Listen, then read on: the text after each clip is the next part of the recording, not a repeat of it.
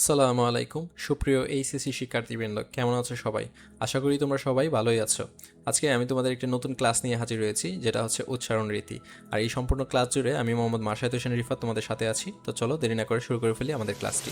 তার আগে ছোট্ট করে একটু বলে নিই, তোমরা যারা আমার এই চ্যানেলটাকে সাবস্ক্রাইব করো নাই এবং ফলো করো নাই, তারা খুব জলদি আমার এই চ্যানেলটাকে সাবস্ক্রাইব এবং ফলো করে দিও, যেন আমি তোমাদের জন্য আরো এরকম ভালো ভালো ভিডিও ফ্রিতে উপহার দিতে পারি। তো চলো মূল ক্লাসে চলে যাই। আজকে আমাদের আলোচনার বিষয় হচ্ছে উচ্চারণ রীতি। উচ্চারণ কি? উচ্চারণ হচ্ছে একটি বাচনিক প্রক্রিয়া। চলিত বাংলা গদ্য বাচনভঙ্গির বিভিন্ন বৈচিত্র্যের একটি সমন্বিত উচ্চারণ মানকে প্রমিত বাংলা উচ্চারণ বলা হয়। আধুনিক বাংলার সূচনা লগ্নে যেসব সাহিত্যিকরা সাহিত্য রচনা করতেন, তারা প্রত্যেকেই সাধু ভাষায় তাদের সাহিত্যকে সমৃদ্ধ করেছেন। পরবর্তীতে প্রমোদ চৌধুরী চিন্তা করে দেখলেন, কি ব্যাপার, আমরা কথা বলছি চলিত ভাষায়, তো লেখার সময় আমরা কেন সাধু ভাষা ব্যবহার করছি, কেন তাহারা ব্যবহার করছি, কেন খাইয়াছি ব্যবহার করছি? আমরা আমাদের কথোপকথনে তো আমরা তার বলছি, আমরা খেয়েছি বলছি, তাহলে কেন শুধু শুধু আমরা সাহিত্যে আমরা সাধু ভাষার ব্যবহারটা করব? উনি যেহেতু পত্রিকায় লেখালেখি করতেন, তাই 1964 সালে সবুজপত্র পত্রিকায় একটা কলাম রচনার সময় তিনি একটা সুন্দর কথা লিখেছেন। সেই কথাটি হচ্ছে,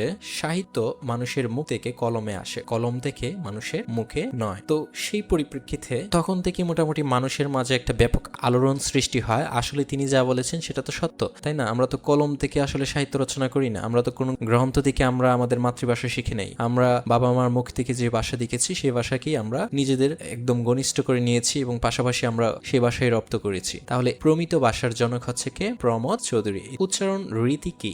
শব্দের যথাযথ উচ্চারণের জন্য নিয়ম বা সূত্রের সমষ্টিকে উচ্চারণ রীতি বলে। এরপর দেখো স্বরবর্ণ। পূর্বেই আমার একটা ক্লাস দেখেছো তোমরা, স্বরবর্ণ এবং ধ্বনিবর্ণের ব্যঞ্জন ধ্বনি বা ব্যঞ্জন বর্ণ, বর্ণের ব্যবহার, প্রয়োগ ক্ষেত্র, এই সকল কিছু নিয়ে আমার দুটো ক্লাস আছে। তোমরা যারা এখনো দেখো নাই তারা দেখে নিও। আমি সেই ক্লাসগুলোতে খুব গভীরভাবেই সুন্দর করে আলোচনা করেছি, তোমরা অবশ্যই সেই ক্লাসগুলো দেখবে। তারপর দেখো বাংলা ভাষার স্বরবর্ণের প্রথম বর্ণই হচ্ছে অ। এটাকে আমরা বলে থাকি স্বরে অ। আসলে এর নাম অ। এই অ নিয়ে শুরু বাংলার উচ্চারণের অন্তহীন সমস্যা।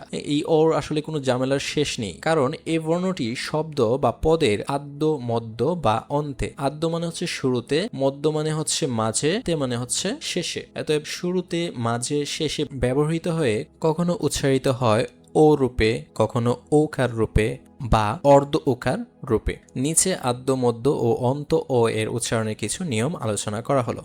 তো চলো, আদ্য অ মানে শুরুতে যে অ। শব্দের শুরুতে যদি স্বর অ থাকে, সেটা স্বাধীন ও কিংবা ব্যঞ্জনের যুক্ত ক যুক্ত অ সমান সমান ক, ম যুক্ত অ সমান সমান ম ইত্যাদি উভয়ই হতে পারে। তারপর হ্রস্ব ইকার, দীর্ঘ ইকার, হ্রস্ব উকার বা দীর্ঘ উকার থাকে তাহলে সে অ উচ্চারণ ওকারের মতো হবে। শব্দের শুরুতে অ, এটা স্বাধীন, এটা কোনো যুক্ত বর্ণের সাথে সংযুক্ত না। এই যে অ উচ্চারণ হয়েছে, তারপর হ্রস্ব ই আছে, এতএব এটা ওকার হবে। অধিক, অধিক, মনুষ্য, ম, লাস্টে ও আছে, কি আছে? রস্যকার। আমরা জানি যদি শব্দের শুরুতে ম ও উচ্চারণ হয়, তাহলে এটা ওকারের উচ্চারণ হবে। তাহলে দেখো এটা কি উচ্চারণ হবে? ম, শেষে যেহেতু ও আছে সেক্ষেত্রে এটা হবে ঔকার, মো, ম, মো। আর বাকি যা আছে সেভাবেই হবে। এখন একটু দেখার বিষয়, তালিবস্য, দন্তস্য, মূর্ধন্য স।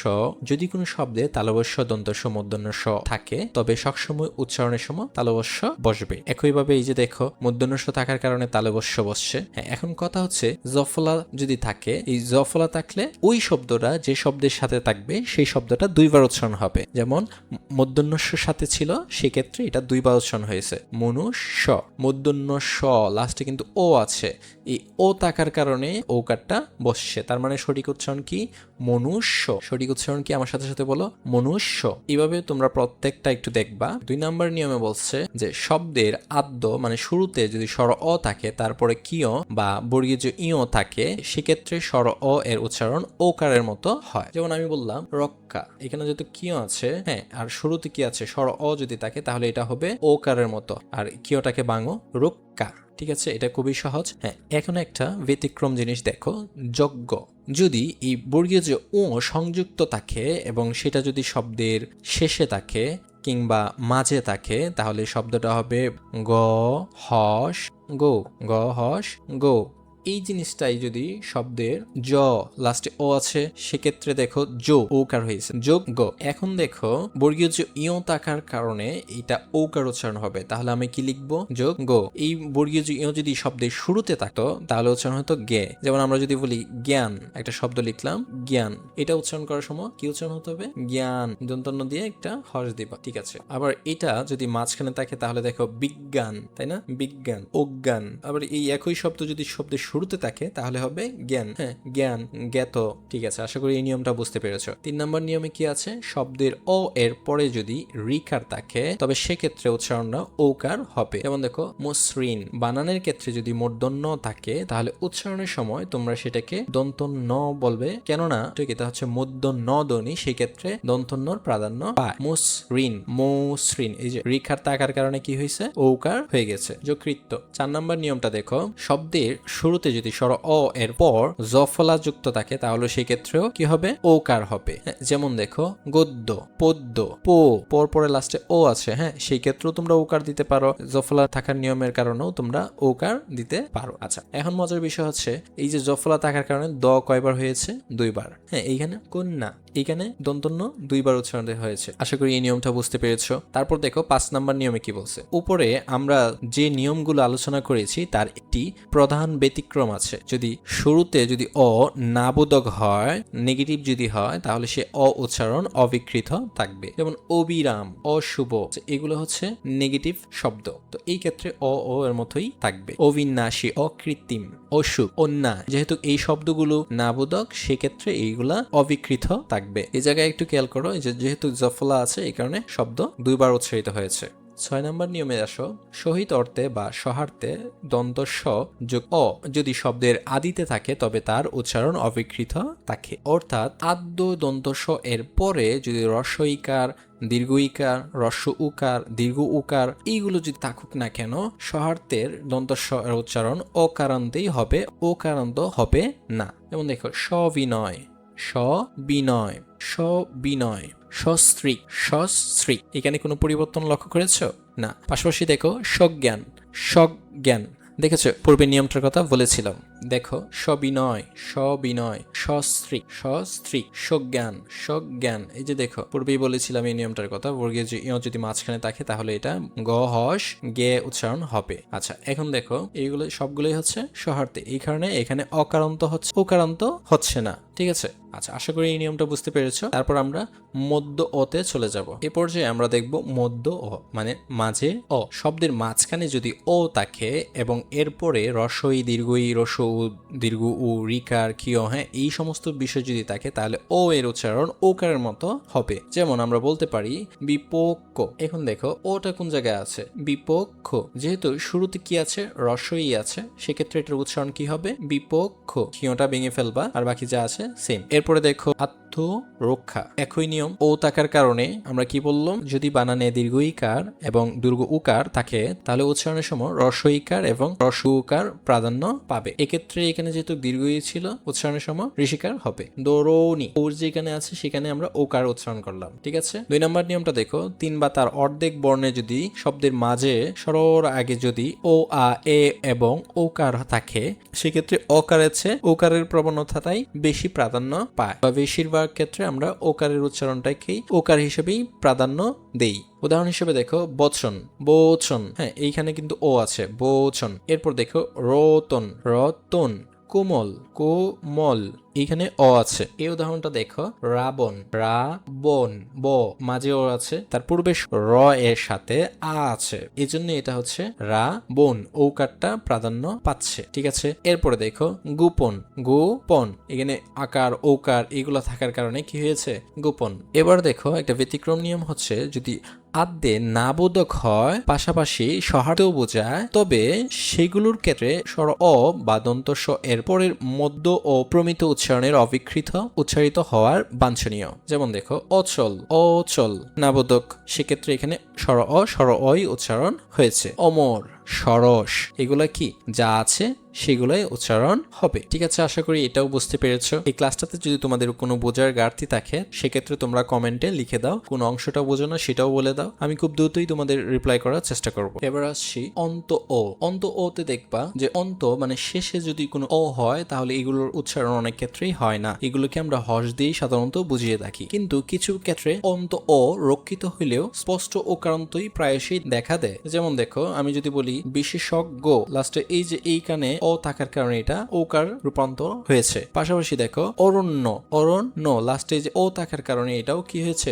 ওকার দ্বারাই উচ্চারিত হয়েছে। এরপর দেখো স্বর সাধারণত অরক্ষিত হইলেও হসন্তর পর সবসময় ওকারান্ত হয়। হ্যাঁ, যেমন দেখো যুদ্ধ, পদ্য, গন্ধ। এরপরে দেখো তো বা ইত প্রত্যয় যোগে যে উচ্চারণগুলো হয় সেগুলোর ক্ষেত্রেও শেষে আমরা ওকারান্ত দিব। যেমন দেখো বিকশিত, শীত, বিকশিত। হ্যাঁ, মণ্ডিত, ওই যে তো থাকার কারণে আমরা ওকার দিয়েছি। এরপর দেখো 3 নম্বর নিয়মে দেখো তোর বা তম প্রত্যয় যোগে যদি কোনো শব্দ গঠিত হয়, বিশেষণ গঠিত হয়, সেক্ষেত্রেও আমরা ওকারান্ত দিব। যেমন দেখো উচ্চতর, উচ্চতর, হ্যাঁ ওকার হয়েছে। এরপর দেখো যোগ্যতম, যোগ্যতম। 4 নম্বর নিয়মটা দেখো ও এর পরে যদি অনুসার, হ্যাঁ রিকার, রফলা, ঐকার, ঔকার, হ্যাঁ এগুলো যদি থাকে তাও সেক্ষেত্রে ওকারান্ত হয়। যেমন দেখো হংস, হ্যাঁ হংস, শঙ্ক, শঙ্ক। এই শব্দটা একটু দেখো যে ও থাকার জন্য আমরা কি করেছি, এটাতেও ওকারান্ত ব্যবহার করেছি। ঠিক আছে, 5 নম্বর নিয়মে দেখো ইব, ইল, ইতেছ, ইয়াছ, ইয়াতে ছিল, ইয়া ছিল, এগুলো যদি থাকে তাও ম্যাক্সিমাম ক্ষেত্রে বা প্রায়শই ওকারান্ত হয়ে থাকে। যেমন দেখো প্রকাশিল, ইল, তাই না, এই প্রত্যয়টা আছে না, প্রকাশিল, যদি এরকম থাকে তাও এখানে আমরা কি দিব, ওকার দেব। 6 নম্বর নিয়মটা দেখো বাংলা সংখ্যাবাচক শব্দ বিশেষ করে 11 থেকে 18 পর্যন্ত উচ্চারণের সময় ওকার উচ্চারণ করব। আশা করি এই পর্যন্ত তোমরা বুঝতে পেরেছো। এগুলো সাধারণত তোমাদের প্রশ্নে এরকম আসে, যে কোনো 5টি অন্ত ও এর নিয়ম উদাহরণ সহ লিখো, অথবা তোমাদের সরাসরি এরকম উচ্চারণ বলগুলা দেওয়া থাকবে, তোমরা শুদ্ধ উচ্চারণগুলা লিখবা। ঠিক আছে, এর মধ্যে সবচেয়ে বেশি ইম্পর্টেন্ট হচ্ছে আদ্য ও, এটাই পরীক্ষায় সবচেয়ে বেশি আসে। অধিকাংশ ক্ষেত্রে এটাও আসে যে কোনো ওকারের 5টি উচ্চারণ সহ নিয়ম লিখো। তো আশা করি তোমরা এগুলো পারবা। এবার আসো যুক্ত ব্যঞ্জন বর্ণ বা ফলা। এই ফলা নিয়ে আমি একটা ক্লাসে আলোচনা করেছিলাম, তোমরা হয়তো সেই ক্লাসটা দেখেছো। যাই হোক, না দেখে থাকলে অবশ্যই দেখবা। তারপর দেখো বাংলা ভাষায় বেশ কিছু যুক্ত বর্ণ বা ফলা ব্যবহৃত হয়। সাধারণত ফলা কত প্রকার? 6 প্রকার। এগুলোর বানান যেমন বিচিত্র তেমন উচ্চারণও বৈচিত্র্যময়। ছাত্রছাত্রীদের এইসব ফলার উচ্চারণ নিয়ে প্রায়শই বিভ্রান্তি হতে হয়। হ্যাঁ, সেক্ষেত্রে আমি কিছু তোমাদের ট্রিক্স দিচ্ছি। তোমরা অনেকেই ফলাতে এসে প্রায়তই বিভ্রান্ত হও এবং তালগুল পাকিয়ে ফেলো, সেটা যেন না হয় তাই আমি তোমাদের এটা একটু সহজ করে আলোচনা করছি। দেখো বফলা, কোনো শব্দের শুরুতে যদি বফলা থাকে সে বফলার কোনো উচ্চারণ হয় না। মনে রাখবা, যদি বফলা শব্দের শুরুতে হয় তাহলে সেই শব্দের উচ্চারণ হয় না, কিন্তু এই বফলাই যদি শব্দের মাঝখানে থাকে তাহলে যে শব্দের সাথে থাকবে সেই শব্দটা 2 বার উচ্চারণ হবে। বুঝতে পেরেছো? সেই শব্দটা 2 বার উচ্চারণ হবে। যেমন দেখো এখানে আমি লিখছি স্বপ্ন, আমি যদি লিখতাম স্বাধীন, সেটা উচ্চারণের সময় বফলার কি হতো না, উচ্চারণ হতো না। আরেকটা উদাহরণ দেখো, ধরো আমি এখানে লিখেছি শ্বাস, বফলা শুরুতে আছে, যেহেতু শুরুতে বফলা আছে সেক্ষেত্রে এটার কি হবে না, বফলার উচ্চারণ হবে না। হ্যাঁ, এটা তুমি কি উচ্চারণ করতেছো, এটা উচ্চারণ করতেছো হচ্ছে শ্বাস। কিন্তু যদি আমি শুরুতে বি দেই, হ্যাঁ এখন দেখো বফলা যেহেতু মাঝখানে বা মধ্যে আছে সেক্ষেত্রে ওই শব্দটা 2 বার উচ্চারণ হবে। হ্যাঁ, বিষ শ্বাস। বুঝতে পেরেছো? পূর্বেই আমি আলোচনা করেছি যে দন্তস্ব থাকলে কি হবে, তালবস্য হবে। ঠিক আছে, মূর্ধন্য থাকলে দন্তন্য। আচ্ছা, 2 নম্বর নিয়মে দেখো বফলা যদি সংযুক্ত থাকে এবং মাঝখানে থাকে তাহলে দেখো এই যে নিয়মটা আলোচনা করেছি সেটাই 2 বার উচ্চারণ হবে। যেমন দেখো বিশ্ব, বিশ্ব, বাস্বর, বাস্বর। ঠিক আছে, এরপরে দেখো 3 নম্বর নিয়মে দেখো যদি উদ উপসর্গ যুগে কোনো শব্দ গঠিত হয় তবে সেক্ষেত্রে বফলার উচ্চারণ অবিকৃত থাকবে, দর কোনো দ্বিতীয় উচ্চারণ হবে না। হ্যাঁ, যেমন দেখো উদ বেল, উদ বিঘ্ন। আমরা এখানে কি বলতেছি যে উদ দ বিঘ্ন না, দর নিচে যেহেতু বফলা আছে সেক্ষেত্রে এখানে দ্বিতীয় হচ্ছে না। কেন? কারণ যেহেতু শব্দের শুরুতে আমরা জানি যদি উদ উপসর্গ থাকে সেক্ষেত্রে এটা দ্বিতীয় হবে না। আশা করি বুঝতে পেরেছো। 4 নম্বর নিয়মটা একটু দেখো, বাংলা শব্দে ক হসন্ত থেকে সন্ধির সূত্রে সাধারণত গ আসে, আর সেই আগত গ এর সঙ্গে বফলা যুক্ত হলে সেই বফলার উচ্চারণ 2 বার হয় না, অবিকৃতই থেকে যায়। যেমন দেখো দিগ্বধূ, এইখানে বফলার উচ্চারণ 2 বার হচ্ছে না। দিগ্বিজয়ী, দিগ্বিজয়ী, এই বফলা কিন্তু এটার সাথে সংযুক্ত ছিল। হ্যাঁ, সংযুক্ত থাকার পরেও এটা কিন্তু 2 বার উচ্চারণ হচ্ছে না। 5 নম্বর নিয়মে দেখো ম এর সাথে যদি বফলা সংযুক্ত থাকে তবে ব ফলার উচ্চারণ অবিকৃত থাকে। হ্যাঁ, যেমন দেখো অম্বর, অম্বর, সম্বল, সম্বল, এখানে কোনো পরিবর্তন হচ্ছে না। এবার 6 নম্বর নিয়মে দেখো যে বাংলা কিছু যুক্ত ব্যঞ্জন বর্ণে আছে যেগুলো ব ফলা থাকলেও সেটার দ্বিত্ব হয় না, আবার সেগুলো উচ্চারণও হয় না। যেমন দেখো পার্শ্ববর্তী, এখানে ব ফলা থাকার কারণে তালবস্য দুইবারও উচ্চারণ হচ্ছে না, আবার এই ব ফলা উচ্চারণ হচ্ছে না। উজ্জ্বল, উচ্ছ্বাস, সত্য, এখানে কি হচ্ছে না, দুইবার উচ্চারণ হচ্ছে না। এখানে তোটাকে আমরা দুইবার উচ্চারণ করছি, নট বফলা। এখানে কেউ প্যাচ লাগায়ও না যে এখানে বফলা থাকার কারণে হয়তো বা দুইবার উচ্চারণ হয়েছে, না, এটা হচ্ছে তো। হ্যাঁ, এই তো কিসের সংমিশ্রণে যদি মাত্রা থাকে তাহলে হচ্ছে তো যোগ ত। বুঝতে পেরেছো? আশা করি এই নিয়মটাও তোমরা বুঝতে পেরেছো। এবার আসছি মফলার কয়েকটি নিয়মে। মনে রাখবা এই মফলার নিয়ম পরীক্ষায় খুব কম আসে, কিন্তু এইখান থেকে উদাহরণ হিসেবে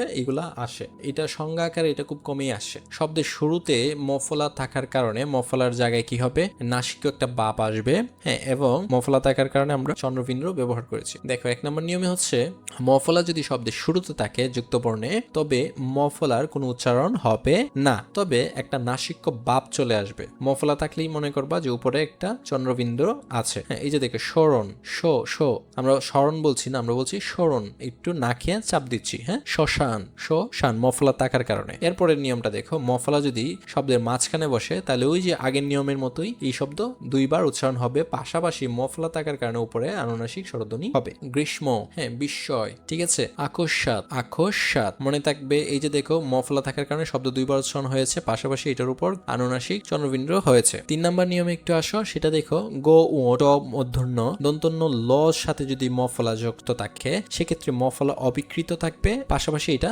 দিতে হবে না। যেমন দেখো যুগ্ম, এখানে গ একবারই হয়েছে, দুইবার হয় নাই, পাশাপাশি হচ্ছে মফলা অবিকৃত আছে, মফলা অবিকৃত আছে, এখানে আনুনাসিকও বসে নাই। বল্মিক বা বাল্মীকির রামায়ণ, হ্যাঁ, বাল্মীকি, ওইখানেও কি হয় না, দুইবার উচ্চারণ হয় না, উন্মুক্ত। 4 নম্বর নিয়মটা দেখো, অনেক ক্ষেত্রে মফলার কোনো উচ্চারণ হয় না, ঠিক আছে, কিন্তু আমরা ওই যে মফলা থাকলে যে আনুনাসিক স্বরধ্বনি বসাবো আমরা বলেছিলাম চন্দ্রবিন্দু, হ্যাঁ, সেটা অটোমেটিক চলে আসবে। লক্ষণ, হ্যাঁ, লক্ষণ, এই যে দেখো চলে আসছে। এরপরে দেখো যক্ষ, এই যে মফলা থাকার কারণে আনুনাসিক চলে আসছে, ঠিক আছে, কিন্তু এখানে মফলা দ্বৈত হয় নাই, পাশাপাশি মফলারও কোনো উচ্চারণ হচ্ছে না। 5 নম্বর নিয়মে দেখো কিছু সংস্কৃত শব্দ আছে সেগুলো বাংলা উচ্চারণ বিধি অনুসারে উচ্চারিত হবে না, সেগুলো সংস্কৃত উচ্চারণেই প্রচলিত থাকবে। চক্ষুষ্মান, এখানে মফলা দুবার উচ্চারণ হচ্ছে না, পাশাপাশি এখানে আনুনাসিকও হচ্ছে না। কুষ্মাণ্ড, হ্যাঁ, এইগুলো যেহেতু সংস্কৃত এক্ষেত্রে এটার কোনো বাংলা উচ্চারণ বিধি হচ্ছে না। কুষ্মাণ্ড, হ্যাঁ, মফলা থাকার কারণে এটা দুইবারও উচ্চারণ হচ্ছে না,